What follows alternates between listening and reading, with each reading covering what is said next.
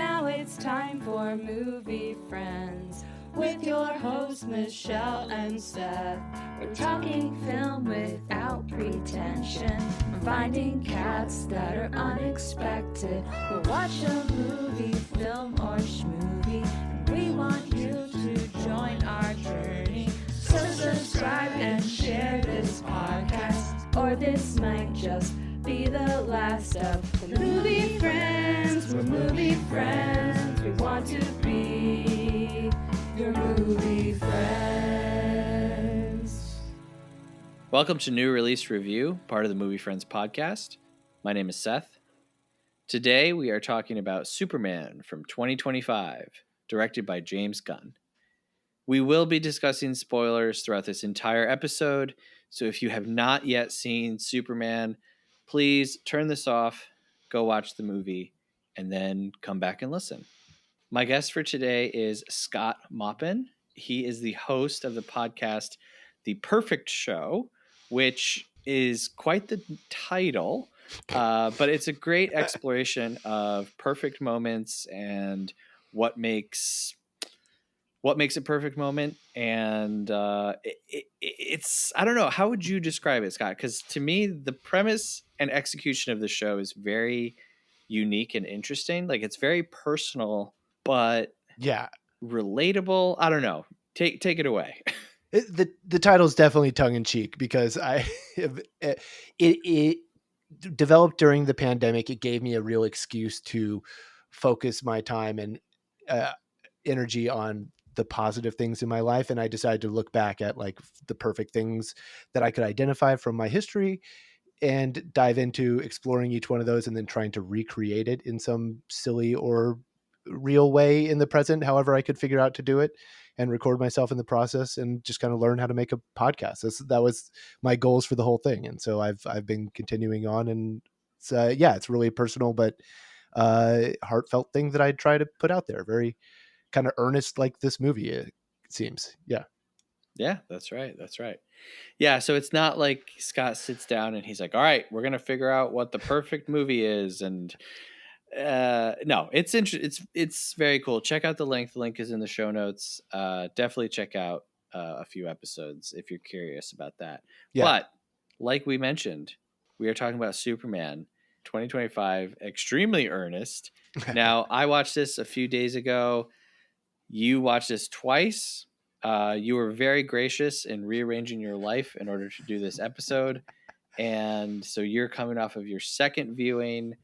So just to start us off, your general impressions of the movie, what you thought of it, take it away. I will openly admit I'm in the bag for this movie at the top. Mm-hmm. So I really enjoyed myself. Watching it a second time was not a pain at all. It was actually, I felt necessary for me to come on here and have anything other than the Chris Farley SNL sketch where I would just be like, remember that time when he flew really fast? That was awesome. Like just doing that for the entire episode. So in order to not do that, I felt I owed it to everyone to see it a second time and collect my thoughts that way too. So I really enjoyed it, I gotta say. Well, that's very kind of you. You're much nicer to the listeners than I am, because I watched it once. I was like, yeah, I got it. I'm okay. As for me, my general feelings, I really enjoyed it. I think it's a bit of a overstuffed movie. I wouldn't say that it's a mess. I think that we kind of, start down a track. We have a destination. We get there. Nothing really felt super out of place. Nothing felt from really far left field. It's just, there's a lot in this movie and there's a lot of characters. Yes. And it's like almost, it's almost like James Gunn over like the Guardians of the Galaxy and then the Suicide Squad movie that he did. It's like he got very accustomed to like, here's my superfluous side character comfort people. He just needs like too many people to feel comfortable. But that's one of my only real big gripes. Other than that, I had a fun time. I thought it was good. I teared up several times. Nicholas Hoult gives a heck of a performance. Man, yeah. To me, he kind of steals the whole movie for me, which is good because you need a good villain to have a good movie, and the best Yeah. movies have the best villains. So I saw an excellent point made on Twitter that it was just genius casting, putting Lex Luthor as an actor who failed to secure the Superman role in the process of the casting of the movie, and just kind of right, putting that little bit of pathos in him. It doesn't hurt for sure. And right. he's astounding. He's just a great actor anyway. So it was really enjoyable watching him be Lex. Yeah, and he's been giving some really interesting performances over the last few years. I'm old enough to remember, as you are as well, all the way back to About a Boy, Yeah. where he's like literally a child. And I mean, I was a kid too back then. I was probably like 12 or so. I loved him. I thought he was great, and it's been really cool to see him continue to act and seem to be a somewhat normal person and be successful while still doing interesting stuff. Mm-hmm. Yeah. It does seem like he gets to have fun in these franchises, as well as get to do interesting characters, and he's not just ticking boxes. He gets to really flesh out these roles and just have a good time at the same time, I think. Yeah. I didn't intend on starting with Lex Luthor, but whatever. We're here. So Lex Luthor in this movie is, I think, really cool. I love that he has henchmen. Like we're just back to doing straight up henchmen. I was so happy to see that, because as comic book movies have become more grounded, it's like everyone has to be like an ex military private contractor. These guys were like, no, they were straight out of the 40s henchmen. I thought that was great. And he's shown to be, like he is in the comics, like a really, really smart dude, but also just irrationally hell bent on, killing Killing Superman. Superman. Yeah, So, exactly.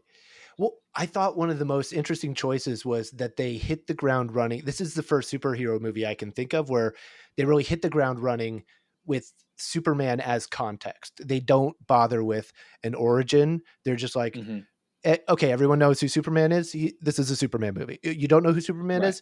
You'll figure it out pretty quick. Here we go. And they just right, assume that you'll catch up, and they forego having to do an origin. So we don't have to see Lex Luthor developing bad. He's just the bad guy because he's Lex Luthor, and we understand that. And they get to start that chapter of the story. And James Gunn is like, I can skip that first chunk, and then I get more time to really play in my sandbox for the second chunk. And I thought that was a really interesting choice.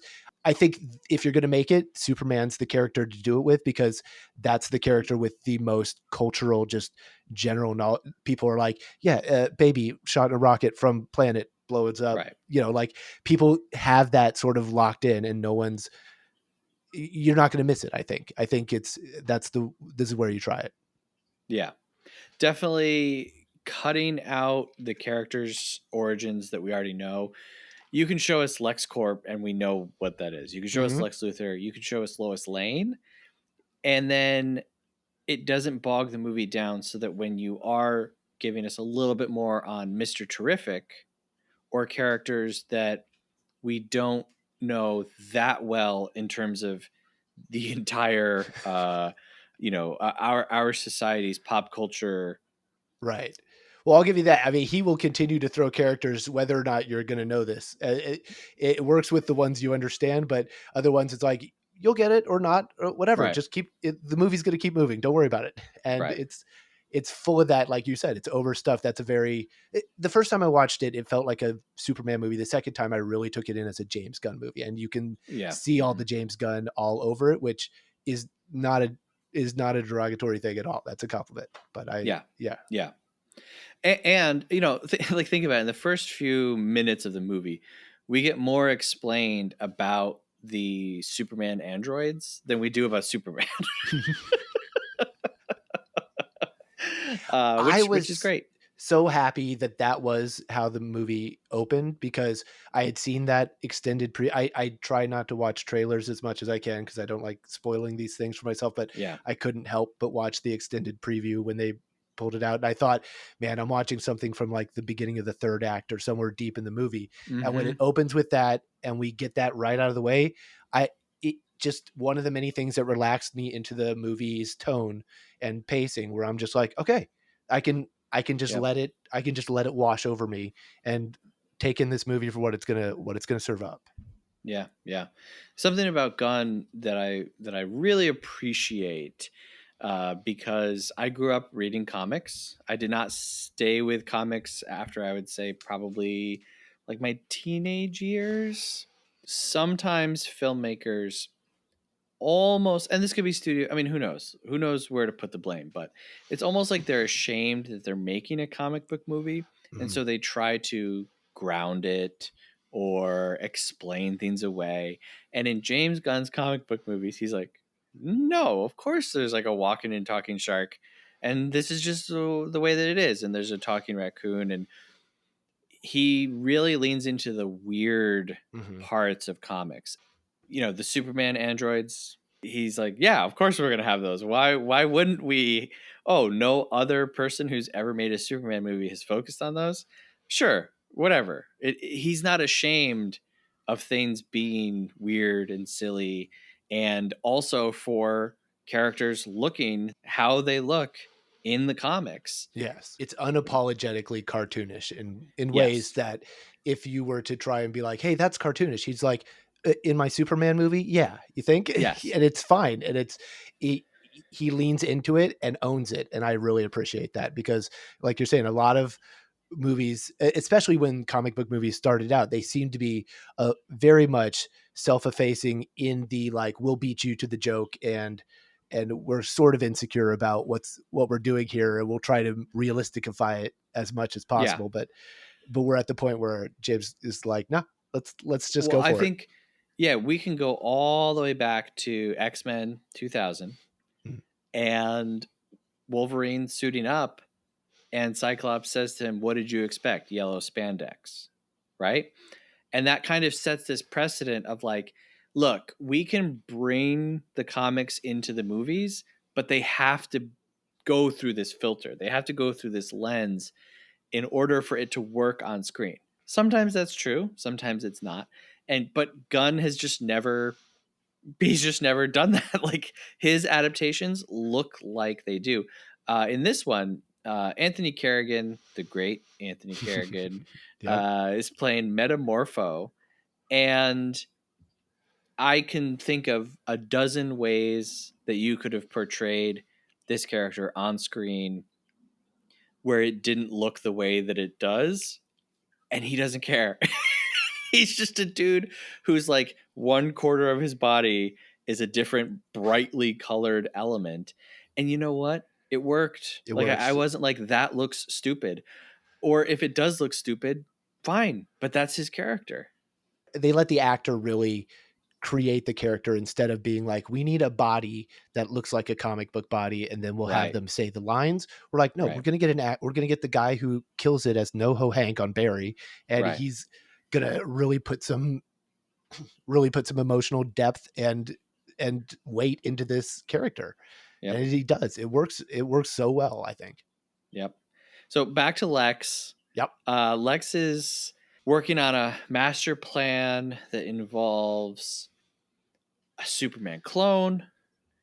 It involves starting a He's war yeah, so that he's he trying to can. eventually get his own country, right? Yes, yes. I don't know that it's a big twist or big reveal, but in his one of his final, yelling at Superman moments, he's like, "I didn't kill you so that I would have an excuse to take over a country. I'm taking over a country so that I will have an excuse to kill you."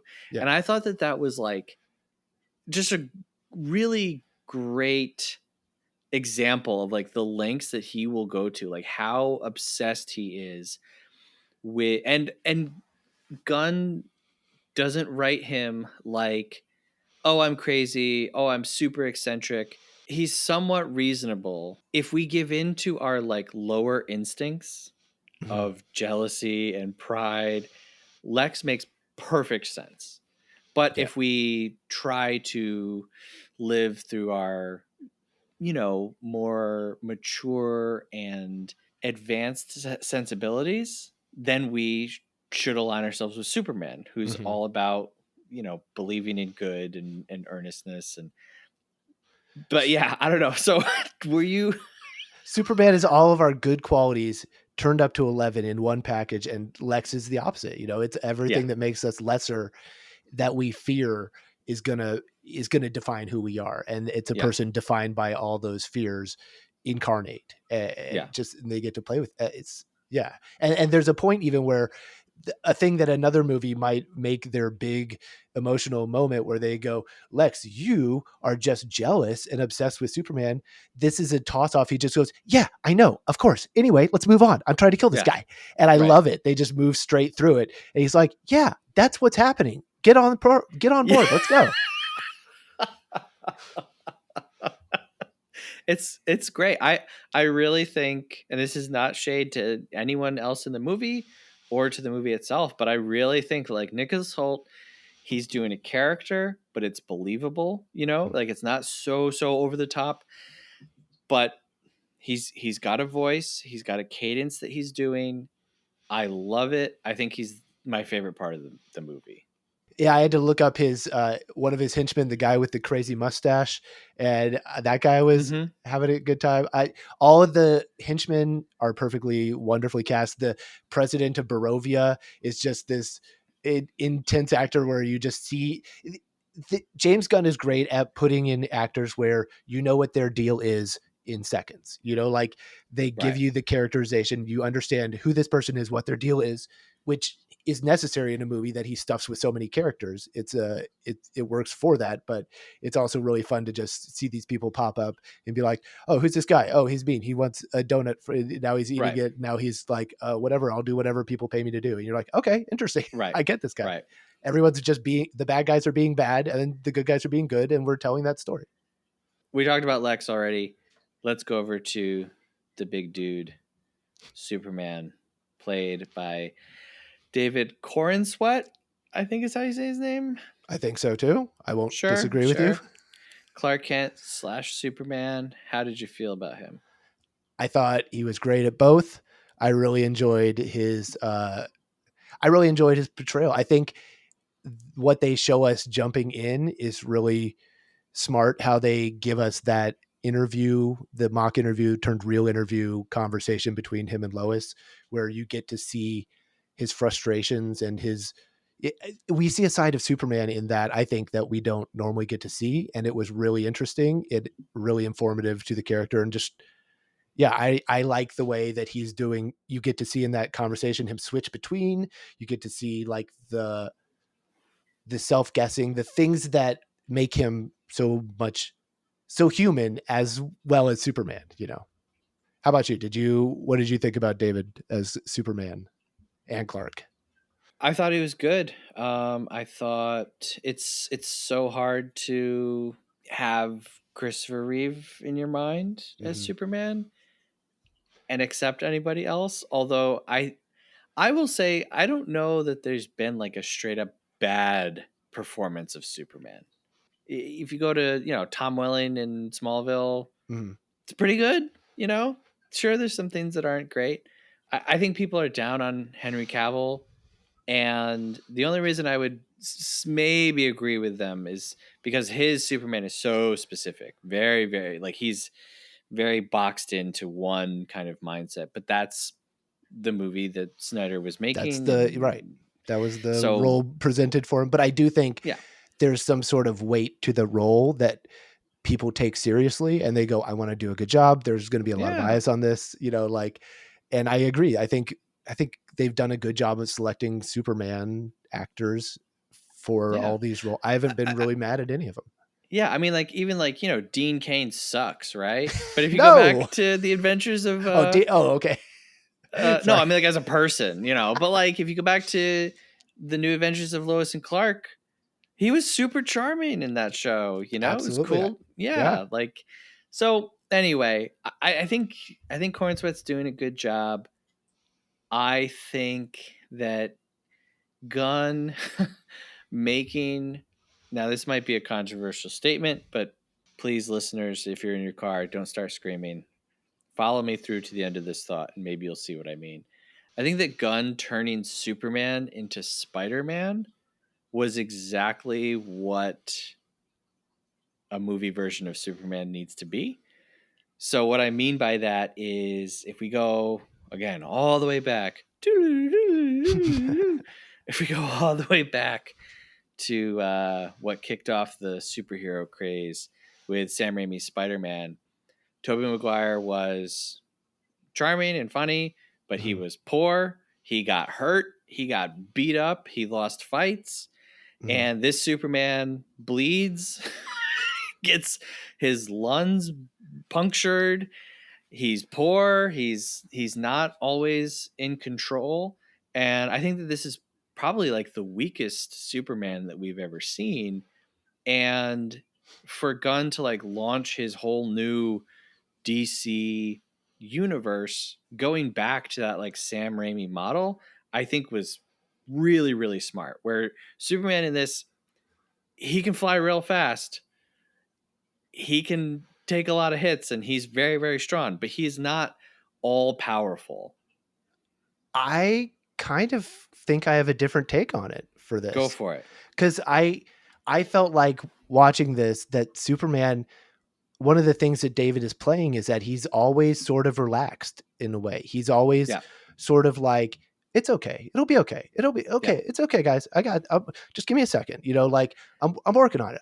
I know I'm not doing it right now, but it'll be okay. Like I'll work it.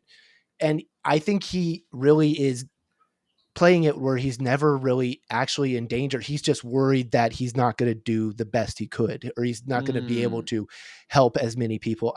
That's how I'm seeing it. And I think I kind of enjoy that. I feel like making a Superman movie is sort of an exercise in very different than a normal movie where your normal lead character, you want to have them falter and doubt themselves and sort of like refuse the call and maybe like betray their ideals and then come back in the end and triumph. I think that is a very common thing that you see heroes do. Spider-Man goes through that classically, but what makes Superman, I feel, different is that he's the constant. He's like, what I'm doing is good and right, and like it will eventually be okay.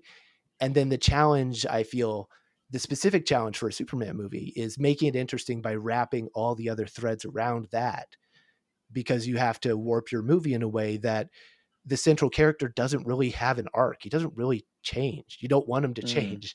You want him to eventually be born out to be right and help everyone, I think. And then you have to kind of get everyone else to change around him. It's a different, I see it as it's an exercise of stacking these incredible odds, but you know that you're going to be able to unstack them and just kind of demonstrating this stuff while keeping the character the same, I feel. But I enjoy that. I really enjoy that about this movie in particular, and just this hero is that you're never doubting. Hopefully, I feel like when you're doing it well, you're never doubting if Superman's right or going to win at the end.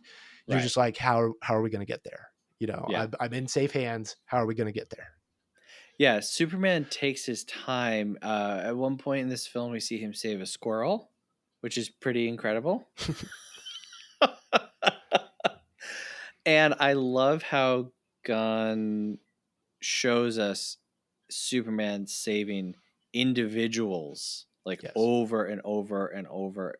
It's like, it's a little bit like, all right, this is a little repetitive here, but he is always going out of his way to save one person at a time. And obviously, yes, there's times where he's saving multiple people at once, but he never I would need to watch it again and I would need to count, but I'm pretty sure through every single altercation or disaster scenario or boss battle or whatever, there's an individual that he saves.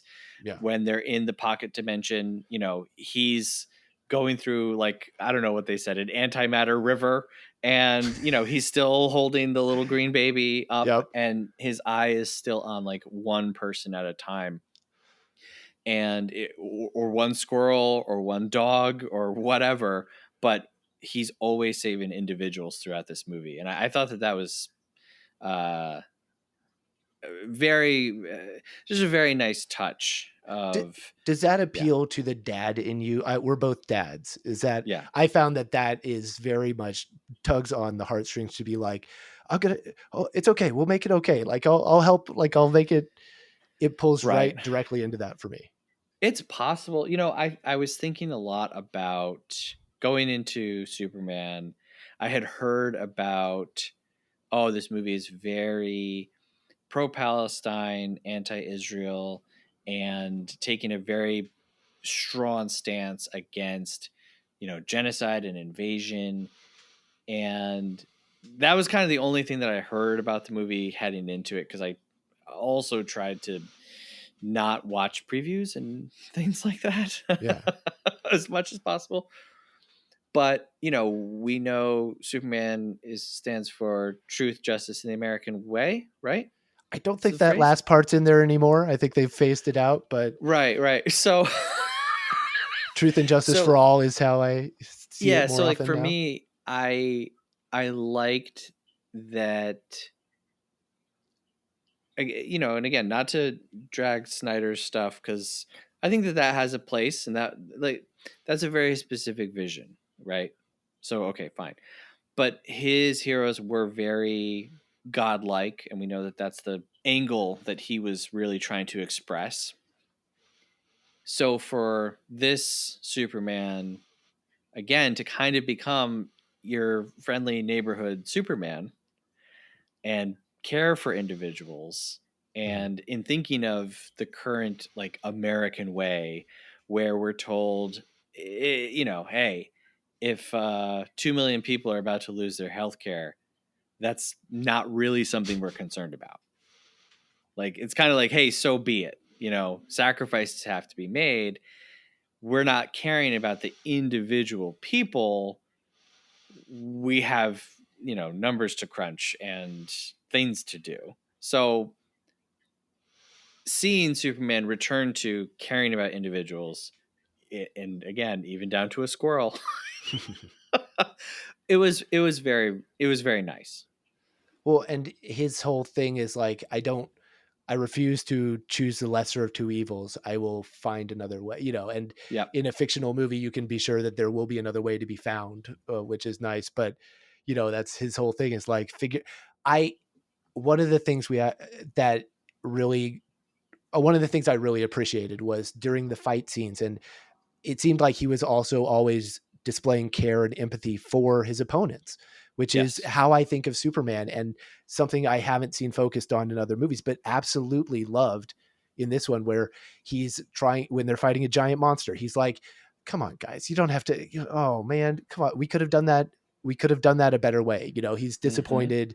He's not judgmental and like making people feel bad, but you could tell he's just like, oh man, I think I could have done that better, or he's Mm-hmm. fighting the engineer and Ultraman, and he's trying, while he's being punched, he's like, you guys don't have to do this. You can stop. We can, Yep. he's trying to win over his opponents and Yep. stop there from being confrontation, not just overpower his opponents. And I really appreciate that tone of Yep. this movie.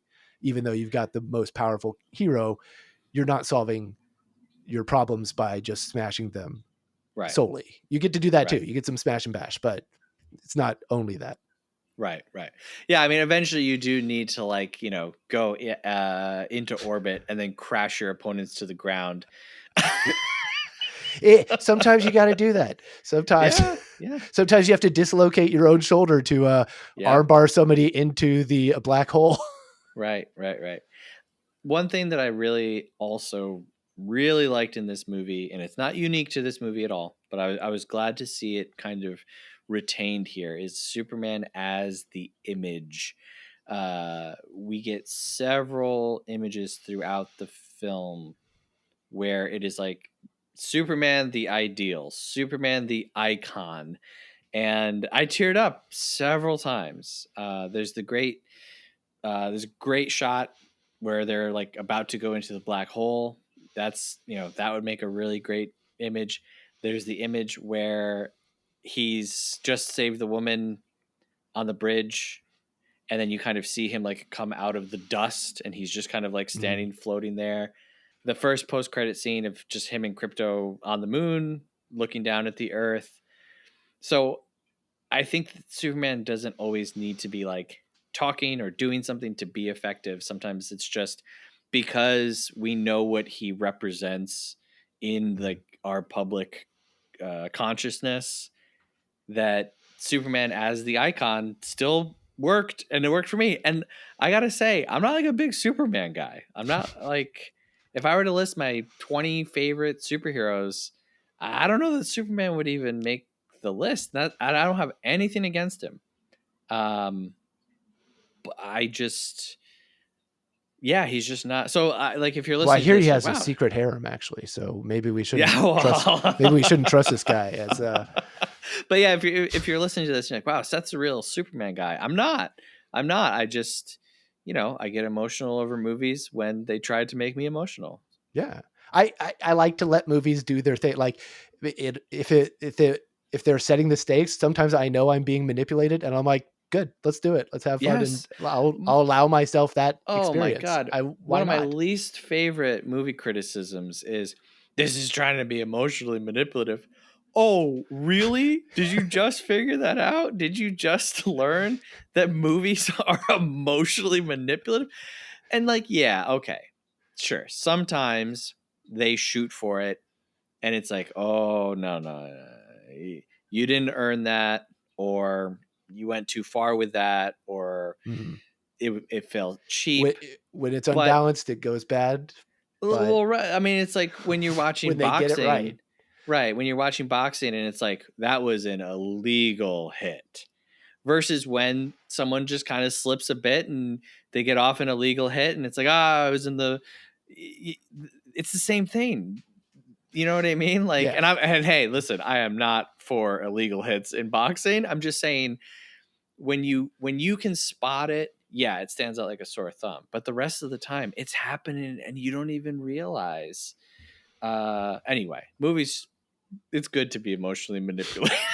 Well, like this movie, Sometimes. when I the its heart is in the right place to me the whole way through. And so I'm Mhm. forgiving any little bits here or there because there's so much going on. I'm forgiving any little bits here or there that feel like they might be off because I'm like, yeah, it's not a perfect thing. It's a creation that I'm enjoying and I'm really tapped into what it's trying to say. So I'm going to be a bit forgiving Yeah. as I'm taking this in for both my sake and because why not? Like it's fun to like things, I think. Yeah. Yeah. Yeah. In your Uh, comic book history, did you yeah. did you read All-Star Superman, the Grant Morrison, Frank No, I Quitely? haven't. I know that Okay. that's when I say recent, people are like, that's not recent, but you Well, again, you I'm have to trying to think. figure it out. Yeah. I'm going back to, the 90s reading comics. Oh, So, recent. Yes. so, but I have heard people talk about that one. It's great, but this very much is of that mindset where it starts out and it's just this fantastical story that leans heavily into the sci-fi and aspects of like the fantastic things of Superman you can do, and just really goes at a breakneck pace and doesn't explain everything to you. I think that's an intentional tone selection based on this set of comics, that there's a lot of stuff and they've been open that they're pulling from a Yeah. bunch of comics. In fact, that was the earliest stuff I saw about this movie was the 4 comics that James Gunn said he's kind of using as his tone markers. And all 4 of those are like huge things for me that I love. And so I've been looking forward to this and sort of on board and rooting for it to work for me since I knew that. And, Yeah. and I've been like, yeah, you guys have the right guidepost here. So let's go. Yeah. Now, you mentioned something that I do want to talk about, which is Lex's plan is to discredit Superman and also turn the public, not just like, maybe he's not a good guy, but to actually make them fear him, so that when Lex does what he knows is wrong and nefarious, it will be more, accepted, and maybe there won't be repercussions. And we see, the government gives him just carte blanche authority to arrest him and torture him, imprison him, kill him, whatever. Mhm. And he does that through this message that he doesn't even know about. A message from Superman's parents that the engineer quick note on the engineer. I was like, ooh, I am not liking this. And then I was like, actually, I like this character. I like this performance. I like her powers. I like how they use them. Nanobots in Superman's lungs. Sure. Yeah. I thought that was pretty good. She's fun. Yeah. And it always is useful to have a nanobot character to do some action scenes with CGI. Yeah. There's a lot of nanobotting around in this movie. Mr. Terrific is like, I put nanobots in his blood. And I'm like, oh, sure. Whatever, But again, when you take Superman from being this like completely impervious god to lowering him to closer to Spider-Man level powers and strength, you can do fun things like that. You can put nanobots in Superman's blood.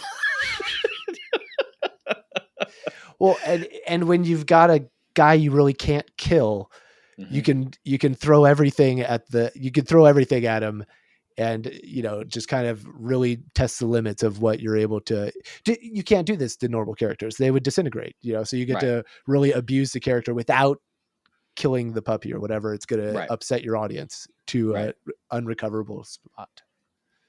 So Lex learns about this message. The engineer is able to fix the broken part that Superman had never heard himself. And it's like, wow, jackpot, gold mine, here we go. Superman's parents are telling him, you need to go to Earth and impregnate a bunch of people so that you can spread, Kryptonian blood and the Kryptonian way across the planet. And I did think it was I was like, okay, James Gunn, you've already done this whole child from another planet is missing half of the message from their parent in Guardians of the Galaxy Volume 1, where Star-Lord has the tape that he's never opened from his mom. I was like, I don't know if you can do that too many more times, buddy, but okay. Maybe whatever. This is a thing that happened in his real life that he's like, this is my doves that I'm bringing back in, like John Woo, and every movie's going to have the half message. Yeah. James Gunn had like a letter that he only had the half of and then discovered the other half later in life. And he's like, you know what? I'm going to keep doing this. Do you think Lex Luthor was surprised that Superman's dad was Bradley Cooper? I did not know that until he shows up. I got to say, I liked this movie, but I thought that was goofy. I did not buy it. I don't know. My theater chuckled for sure. Everybody was like, what? Yeah, I was like, you know what? Come on, because he just like he's poor too famous. Bradley Cooper. Like, I know, poor guy. He's just looking so earnest and like it's just his big face and I was like, you know what? I could do without that. Just put in some no-name people, like, We're definitely getting some more Bradley Cooper as Jor-El in the future. Clearly, I mean that we know we can book for a future movie of some sort. So they find this message and it's like, like this, it's really horrifying. And my stomach like sank watching this part. I was like, holy cow. And I kind of felt like they went a little further with it than I expected them to. They didn't really dance around it. Like they were straight up like, no, Superman is here. Who knows how many descendants he already has, and he's been doing this the whole time. It's pretty. I don't know. What did you think about this plot line? I mean, that part surprised me. That's not an aspect I'd seen in another telling of the Superman. Was the second half of the message is like, hey, and by the way, take over. But first of all, I think they leave us a window as to whether or not that's actually true. I agree. But generally, even if it's true, what I found interesting was how it affected Clark and how he shows back up and he's trying to explain to Lois and to his parents and essentially to everyone. He's like, even if that's true, I'm not that. And the frustration of feeling like he wants to be something that he's he's being misunderstood, and he's like, I'm trying so hard, and now it's all for it. It's just Yep. very frustrating. You can see it slipping away, and I found it very affecting whenever he was trying to explain in the aftermath of that. I thought, Yep. and Luther is clearly, we're exploring different ways to hurt Superman, because just punching him is not going to do it. So Yep. having people lose faith in this guy and feel like he's doing bad or whatever, when all he's doing is trying to do good stuff, that's one of the ways to do it. That's the way to do Yeah. it. Hurting Yeah. people around him that he loves is another way to do it. Making him watch someone die in front of him that he can't save is Yep. how you hurt Superman, essentially. Yep. And they demonstrate all of this. Yeah, I mean, it sucks. It sucks for that character and for that person. It's great for Lex Luthor having stakes and actually doing things to make him evil and horrible and a threat. There's too much convenient. People say plot armor. I don't love that term because I think it gets thrown around for things that it doesn't really apply to. But there's just too much convenient. And everybody made it through, so when there's people who actually die or actually get hurt, yeah, it does make us at the audience, it does make us as the audience feel like, oh, something could actually happen Mm-hmm. to these people. We're not playing with no stakes here. There is some. I like also they show us the line of safety versus danger, and how fine it is, even when Superman's pushing back the giant dragon monster, and he gets so close to the building that he just cracks the window. Yep. But then pushes it back. You're just like, it's that fine of a line. He's holding the line right there, and I enjoy watching them demonstrate that. It's well done filmmaking, good James Gunn stuff, as well as the humor, keeping the tone serious, and then light, popping it in with humor that isn't just pop culture throw offs or references, but like, I think truly funny stuff. The terrific garage door opening slowly and then spending a full 30 seconds watching this happen. Brilliant. It's great. It's perfect comedy timing. I loved it. Yep, definitely. Rachel Brosnahan as Lois Lane. How did you feel about her? I thought she was great. I have not, unfortunately, and I probably will correct this very soon, but I've not seen any of the Marvelous Miss Maisel, where she's in it, and great. I'd only seen her in The Amateur, I think, just a little bit before this, and I think she was great. She does the hard hitting Lois Lane really well. She plays the I'm in love with this guy really well, and the like I said, she was the other part of that opening scene, that mock interview on tape, that makes it really sing for me. That she's just, you could see the fire in her eyes when he's like, "Oh, I'll be fine. I can handle media." And she's like, "Oh, really? This is what I do, buddy. You think you can handle what I do? All right, let's go." And then she shows that he's in there in her arena, and I think she's really good. It's well written. She does it perfectly well. I think I loved her in it. Yeah. Yep. Yeah, Lois is part of. First, Rachel Brosnahan, I think, does a great Lois Lane. I thought that she was interesting. Every moment where she's being a reporter, I'm like, yes. I've always fantasized about just All the President's Men, but it is Lois and Clark with like almost no superhero stuff, and they're just like a whole movie of just them as journalists. Like, he And then, just every happens to once be in a Superman, while, but every once in a while, Clark will do something Superman like. But oh man, that would be awesome to get, and just focus on that, because that is still very interesting.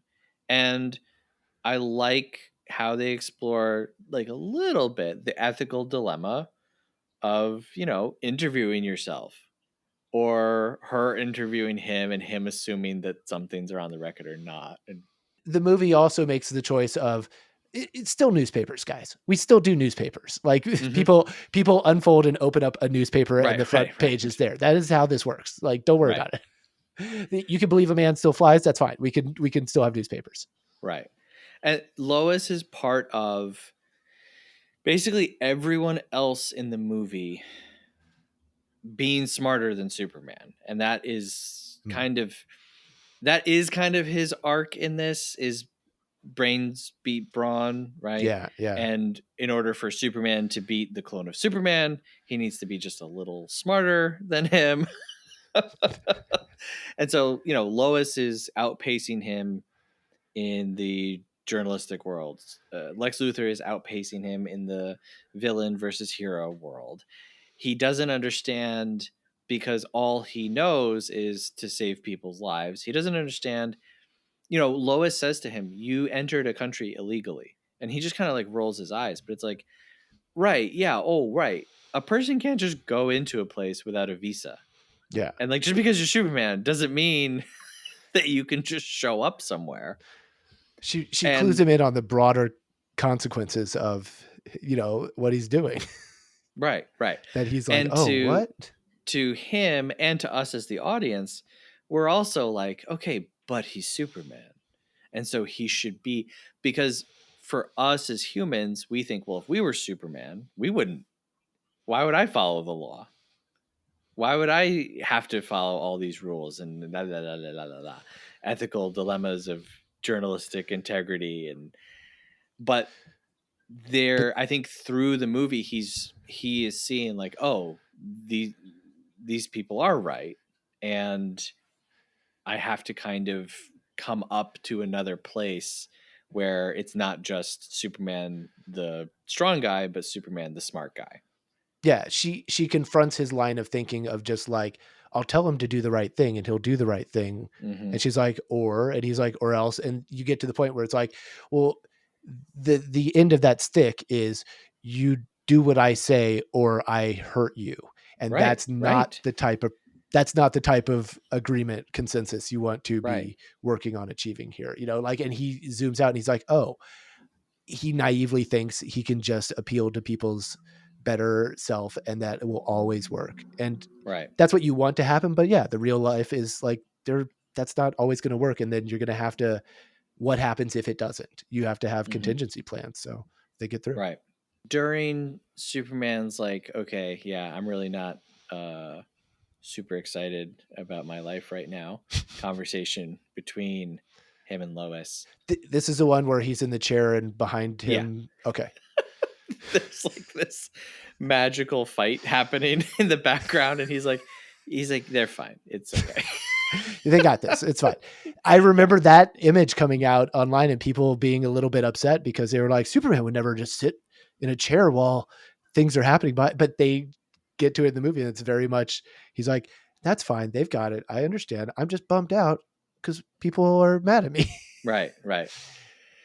So Lois says, hey, I'm just this girl from, I can't remember what town, Brookline or something, like, I don't know, something to sound like Brooklyn.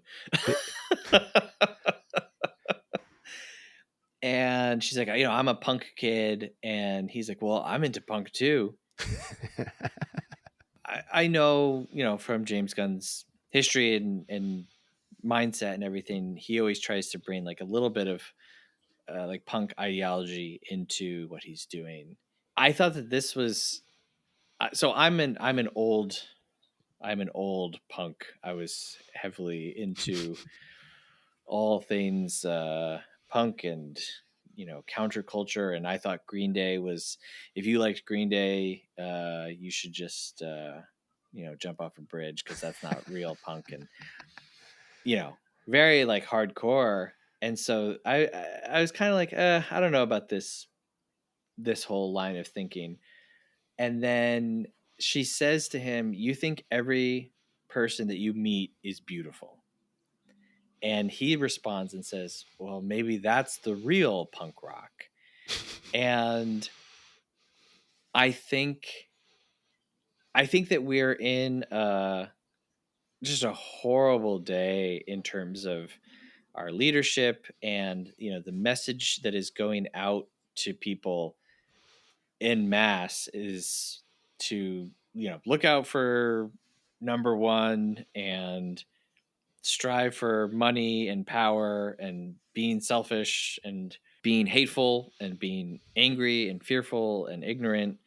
And I do kind of believe that, like, in today's day and age, that part of being countercultural is being loving and seeing the best in people and choosing to kind of not fear your neighbor, but maybe love your neighbor. And at a certain point, we have to be different from the people that we look at and we say, oh, they're so terrible.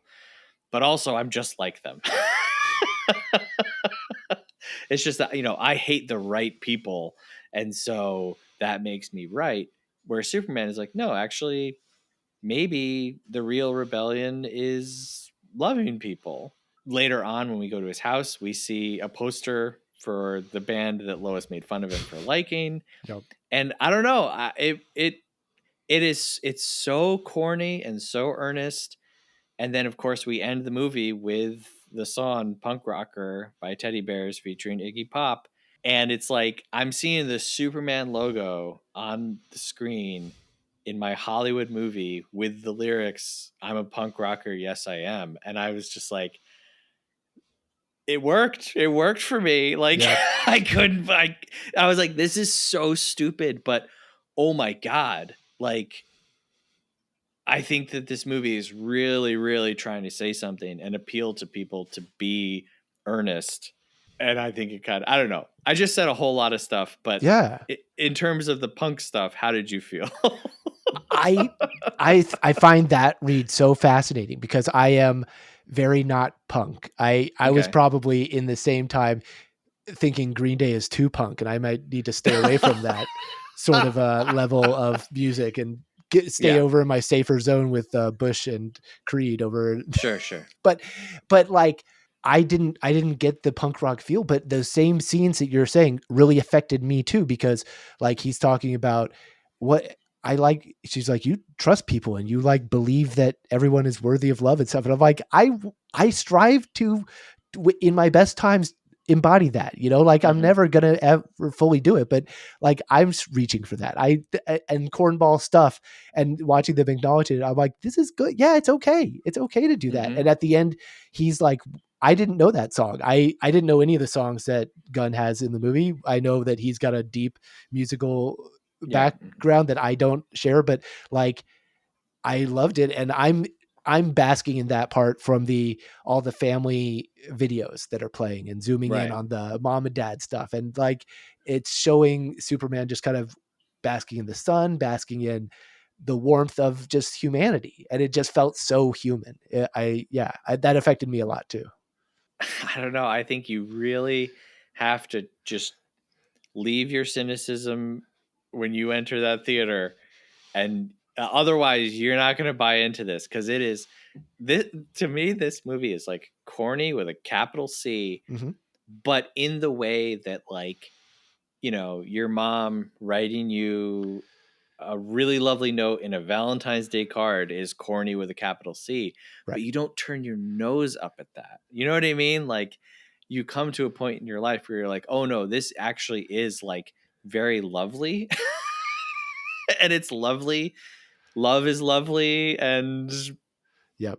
I've been thinking a lot about Superman because I'm making an episode for my own show based on this character. And so I really distill it down to, I think that Superman is the framework of the story is just a way to show love, like different types of love. And like all the different kinds, we get to see romantic love. We get to see family love. We get to see like brotherly love and just unconditional love. And just, they get to play in those sandboxes and be like, bask in this, look, this is positive stuff. And it was just for a world where sometimes feels very chaotic, the news doesn't seem great a lot of times, to go in and have the tone for 2 hours of like, this is just pleasant, positive, kind, compassionate energy. I really loved it. I mean, yeah, it's a thing that I will definitely be watching when I need like a shot of that. I was telling my daughter as we left, this is my Superman movie of the year. Now going back, I think like last year, my Superman of the movie of the year would have been The Wild Robot, because it delivers those Sure. same Right. sort of feelings. Or Right. the year before that, the Teenage Mutant Ninja Turtles movie really got me in a similar spot. And just, I cherish these movies that I can hold on to and go back to when I need just kind of a jolt of that sort of Right. feeling, you know? Right. So Superman is able to convince some very different minded and motivated heroes in the movie to eventually do the right thing. The Justice Gang team, Justice Gang, that's a good name. whatever they call themselves. Yep, Justice Gang. Know, Hawkgirl murders head of state. It's like, okay, sure, okay. Guy Gardner, he's maybe my other big qualm with the movie. I don't. I like Nathan Fillion, and I like him in this, but to me, he's like, he almost doesn't fit the tone of the rest of the movie. Yeah, I don't know. I think it was like just slightly off on this one. Nathan Fillion, though, again, great. And then, or were you familiar with the Guy Gardner character before this, or is this your introduction? No, not to him? really. No. He is classically an abrasive jerk who you just want to have less of when he's around. That's Yeah. kind of the function of the guy, and I think Fillion does well with it. But yeah, he's definitely the most cynical-ish part of the aspects that they allow in, you know? Yeah, yeah. But yeah, and he's, in some ways he's the Superman antithesis that can be around Superman because he's not Lex Luthor, and yeah. And then we've got Mr. Terrific, and I looked up how to pronounce the actor's name. So if you're sitting there at home saying that's not how you say it, I watched a video where he says it. I wanted to give credit to him so that it doesn't look like I'm just very smart. I'm not. But Eddie Gathegi as Mr. Terrific, I think that he's close to also like the movie stealer. I would still give it to Nicholas Hoult, but I loved Mr. Terrific, a character that I'm barely familiar with. I thought he was great. What did you think about him? Great. It's really great to see this character on screen, and I think Eddie did an awesome job in him. He gets some choice lines, so the script helps him out in a lot of ways. And he gets to be in a lot of fun. He gets fun dynamics with Lois, a lot of good scenes with Superman, and just it's great. He's instrumental in the thing. It's really fun. Mr. Terrific is a great role. I am familiar with the character. There was a guy in like the 40s who was Mr. Terrific, and his whole thing was fair play. And he didn't have superpowers, but he just would fight crime, and that was his thing. And then they revamped him in, I think, the late 90s, early 2000s when they put up the New Justice Society of America, and they brought in this Mr. Terrific, and he's been great. I think his thing is, I'm the smartest man in the world, and I'm going to solve things with my brains. And he's really fun. Yeah. And again, it's another character that's all around Clark. It's like, I'm smarter than you. Like I'm smarter than you. I know how to fix things that you don't know how to fix. Mr. Terrific and Lois come to like save Superman, which is a fantastic idea. How do you put Superman in a situation that he can't punch his way out of, right? Yeah, it's pretty great. Well, and he's great. At the end, he swoops in, and Lex's dingus is like, "Hey, can I help you with that?" He's like, "I don't need any help. I'm Mr. Terrific. Get out here. I'll do it. Don't worry. I got this." Yes. Before we get to the star of the show, Ma and Pa Kent in this movie, I thought that they were great. I definitely cried a lot during the Pa Kent cry speech. Mm-hmm. But I was like, you know what? I like that these actors look like normal people. I gotta say though, I felt it was a little rude. I grew up in Kansas, and There are people who talk like that, but I guess I can't really have qualms because this is a movie where everything's turned up to 11. So I Right. forgive it. I understand what they're doing. They're like, small town, big city. Get it? Here it is. Mm-hmm, But, mm-hmm. as a Kansas boy, I'm like, hey, oh, that's a little rude. Hold on. But yeah, the mom and pop cat were great. And just watching I guess that would have been the first time they're saying that's the first time Lois is meeting his parents. Yeah. And watching her just in what they can say without saying anything, like you're saying in that bedroom scene, just looking around and seeing who this guy is and Mm-hmm. how, and her piecing together like, oh, I'm realizing things. I love watching characters silently realize things in movies. It always gets me. Okay, the talk of the town, the belle of the ball, Krypto the super dog. How did you feel about Krypto?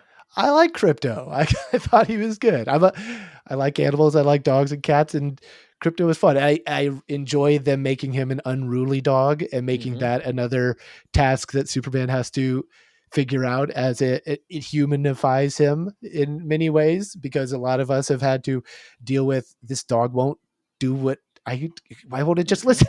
Do the right thing. Yep. Come on. Yep. Do you have a dog? Are you dogged? Are you a dogged I don't. I person? don't currently have any four-legged pets. We have a couple of fish, but I grew up with some dogs. I'm not a big pet person, but that's more for their sake than mine. But I won't So get then into that now. how did you feel about Krypto? What was your take? Well, again, knowing that Krypto was in this from the beginning, I was just very excited because I was like, yes, James Gunn. And I like James Gunn as a filmmaker. I'm not like a huge James Gunn apologist, or I think he makes fine blockbuster features. Mhm. Him working through trauma films and coming up from that to making Superman, which is going to be one of the biggest movies of the year. I can't help but be happy for him, Yeah. as someone who watched trauma films as a teenager and still watches trauma films. I think that's great. So yeah, James Gunn is an interesting, Hollywood success story. But seeing Krypto in the movie, I was like, yes, James Gunn, please put in the dog. Give us, Brainiac. Give us give us aliens, and give us all of this stuff that people have just been, like I said, kind of afraid or embarrassed to put on screen. Bring the weird stuff out. Like put it on Yes. display. It's the Yeah. perfect time for this. I mean, Superman has a dog. Let the dog be around. the dog has a cape. We don't need to go into Right. why or what. It's because he's a super dog. That's obviously Right. the reason. Oh, I mean, no. I mean, yeah. Again, you can see how Krypto would be if this was 10 other filmmakers. And I don't know that all of them would be like, yeah, it's going to be like a floppy eared, silly, stupid dog. And the dog wears a cape. End of story. This brings the question: have you seen the other Krypto centric movie, the Uh, DC Legend of I, I Super have Pets, I have seen these. where Krypto is voiced by Dwayne the Rock Johnson? Not that good. I think I prefer this Krypto, but he's, maybe I shouldn't bag on Dwayne Johnson. He'll come and find me. But yeah, I think this one was, I like the way he's unruly. I like how they set up the whistle coming in and coming back. And then I enjoy the coda at the end with him and Supergirl, Yeah. where she shows up and you see, oh, this is also more. And every time they show us how the character interacts with Superman, and it informs us more about this guy's character. He's just Yeah. like, well, it's okay. It's all right. Like he's just so chill. He's a guy you're like, I want this guy to be my boss, or he's an understanding, patient person who I would feel comfortable helping me through my problems. And that's what you want with Superman. Yep. And again, going back to the whole Superman saving individuals things, we see that the only reason that he's turning himself in is the possibility that they might take him to where the dog is being held so that he can save the dog. That's pretty great. And as far as Krypto being unruly and violent and unmanageable, it's a little micro version of planet Earth, Mm.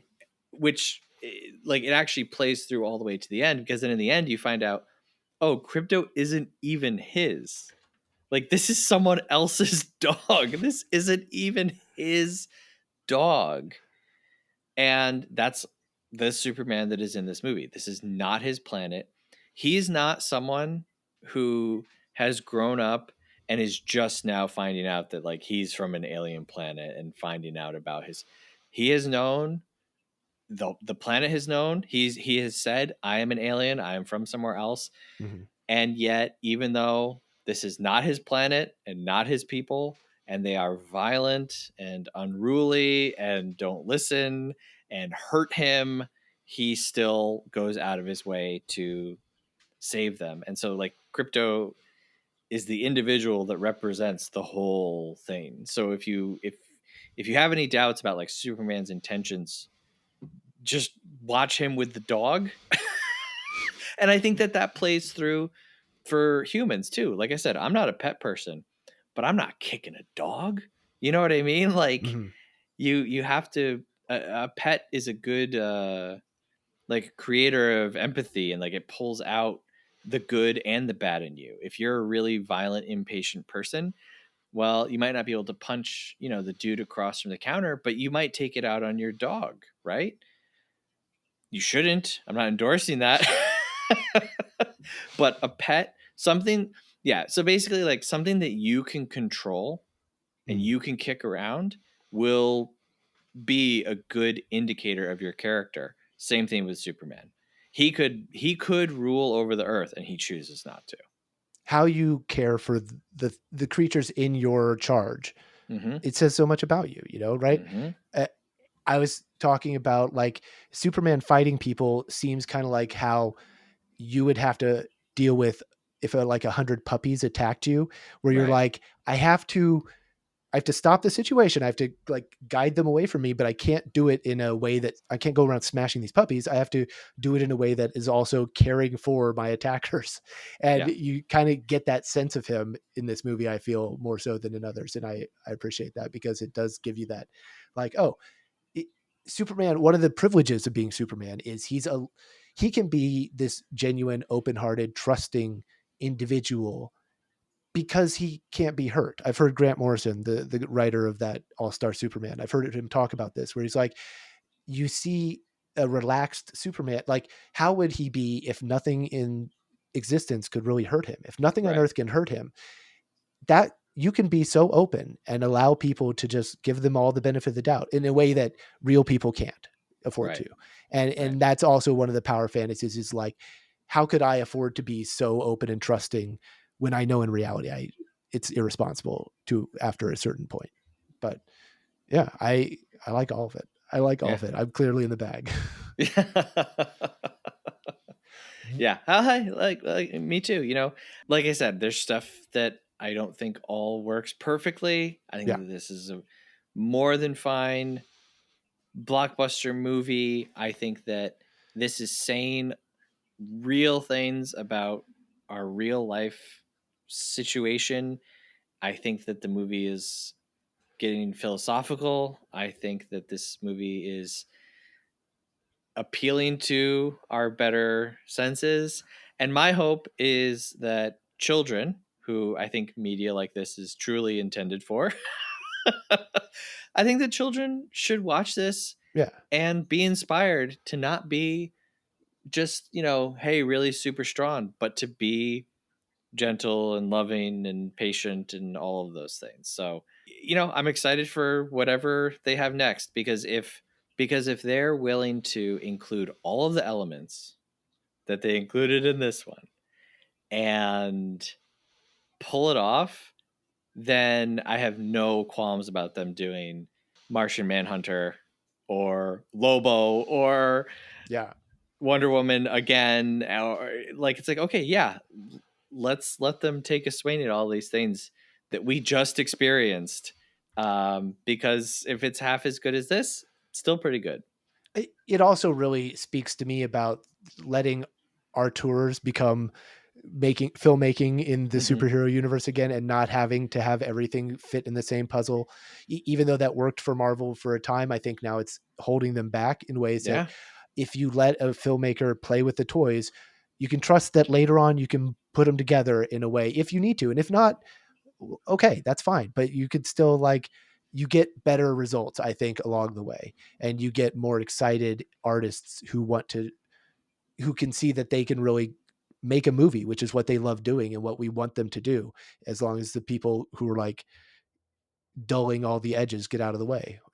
I'm okay with some rough edges. In fact, I love rough edges because that's how I also get sharp edges.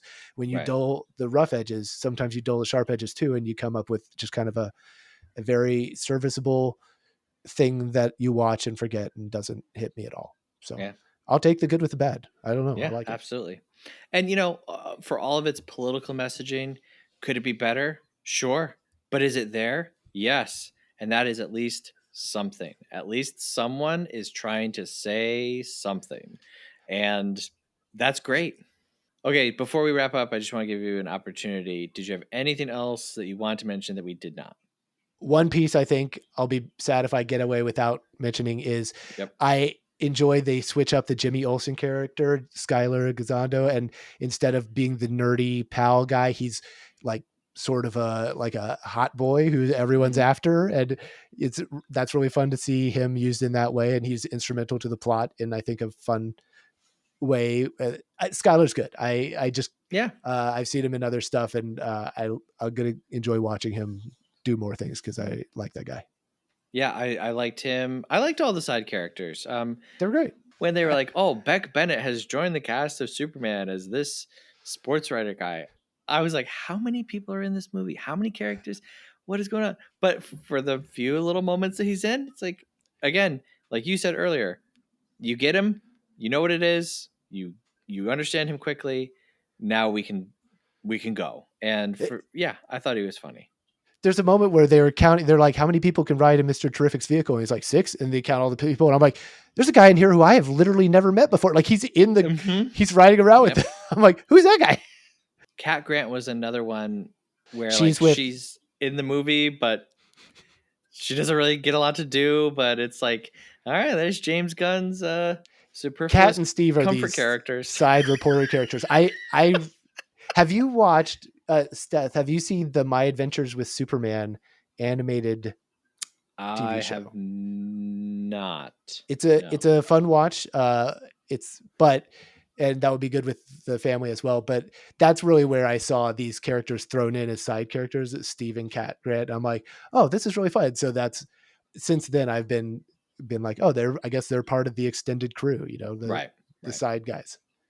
There's more to say because, like I said, this is a jam packed. But I think that was a good Superman talk. Absolutely. Yeah. Scott, thank you so much for joining me. Where can people find you online? I am at Scott Maupin on Twitter for now, and pretty much anywhere else. You can find The Perfect Show anywhere you can get podcasts, Apple, Spotify, all those places. And that's the thing I'd love if people checked out. More people checked out. I work hard on it. So Yep. that'd And be that it. is ScotMaupin. And That's again, right. check the show notes. There will be links to everywhere you can find Scott in there. Yeah. If you like me talking about Superman, there will be something probably in hopefully a week or two with a lot more of that on my show. That's the thing I'm working on next. Very cool. Very cool. Hey, if you enjoyed this episode, or even if you didn't, we'd love it if you give us a rating and a review wherever you are listening. It really helps the show, folks. Look, you are going to tap with your thumbs roughly 7,000 times today on your phone. Okay? And all of it is going to come to nothing. But with just a few taps, you can rate and review this show. And guess what? It will actually have a material effect on this show. Okay? So do it. Please. Also, if you're on Spotify, you can leave a comment right on the episode. Wow, did you even know that? Am I the first person telling you about it? You're welcome. You can thank me by leaving a comment right now. You can also send us an email, moviefriendspodcast@gmail.com. Let us know what you thought about Superman. I don't know, Superman 4, The Quest for Peace? Ma and Pa Kent, is this offensive to Kansas natives? Please let us know. You can also support the show, patreon.com/moviefriendspodcast. You get access to all of our additional content, our Patreon Discord. You get to vote on upcoming episodes and monthly themes, whole bunch of cool stuff, and I will be your best friend for the rest of your life. That's patreon.com/moviefriendspodcast. All right, Scott, thank you very much. Thanks for having me on, Seth. I had a blast. I did too. This was great. And hey, thank you very much for listening. Until next time, have a good one. Movie Friends is produced by Seth Vargas and Michelle Rubenstein. Theme music by Jean Marie Vargas. Visit us at our website, moviefriendspodcast.com, and please subscribe and rate our show wherever you are listening. You can support Movie Friends at patreon.com/moviefriendspodcast. Thanks for listening.